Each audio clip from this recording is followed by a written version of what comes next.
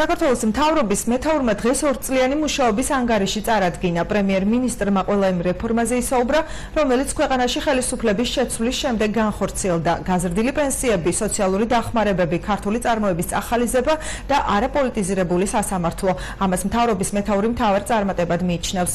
ცვლილებების 2 წელი, როგორი იყო მთავარი აქცენტები მთავრობის 1 საათიან ანგარიში, ნახეთ სულხან მესხიძის სიუჟეტში.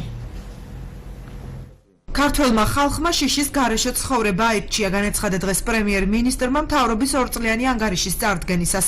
ირაკლი ღარიბაშვილმა თავის გამოსვლაში მნიშვნელოვანი ნაწილი ყოფილი ხელისუფლების კრიტიკას დაუთმო.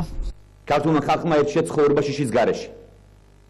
აირჩია პერსპექტივა თითოეული ადამიანისთვის, ჩვენი შვილებისთვის, ჩვენი მომავალი თაობისთვის.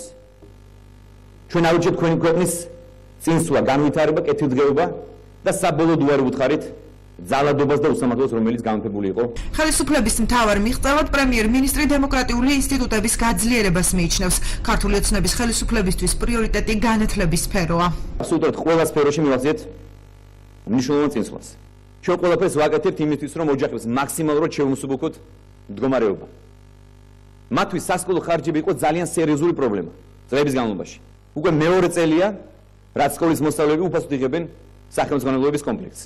პრემიერ-მინისტრმა საზოგადოებისადმი მიმართვაში ყურადღება სოფლის მეურნეობის, ჯანდაცვის, ხელმისაწვდომობის, დემოგრაფიული მდგომარეობის გაუმჯობესების კუთხით განხორციელებულ პროექტებზეც გაამახვილა. დემოგრაფიული ბალანსის გაუმჯობესებისთვის საქართველოს იმ რეგიონებში, სადაც შობადობის მაჩვენებელი არის დაბალი. სახელმწიფო გასცემს ფინანსურ დახმარებას ყოველ მესამე და შემდგომ ბავშვს.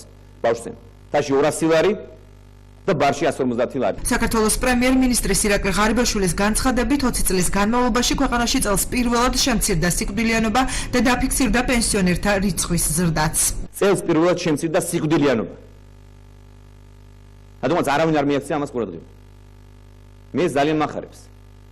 პირველად 20 წლის განმავლობაში გაიზარდა პენსიონერთა რიცხვი. სწორედ ეს არის სახელმწიფო პოლიტიკის შედეგი. აღნიშნული ინფორმაცია საქსტატს 2013 წლის შემდეგ არ გაუახლებია. როგორც აღმოჩნდა, ირაკლი ღარიბაშვილის მონაცემები საქართველოს ჯანდაცვის სამინისტრომ მიაწოდა. უწყებაში განმარტავენ, რომ სიკვდილიანობა სახელმწიფო პოლიტიკის და საყოველთაო ჯანდაცვის პროგრამის ეფექტურობამ შეამცირა. მოგზაურობის მაჩვენებელი შემცირებულია. მკურნალობა უფრო ეფექტურად ხდება, უფრო ხარისხიანად ხდება და რა თქმა უნდა ეს ყველაფერი უკავშირდება იმ ეფექტურ პროგრამებს, სადაც ჯანდაცვის სამინისტრო ახორციელებს.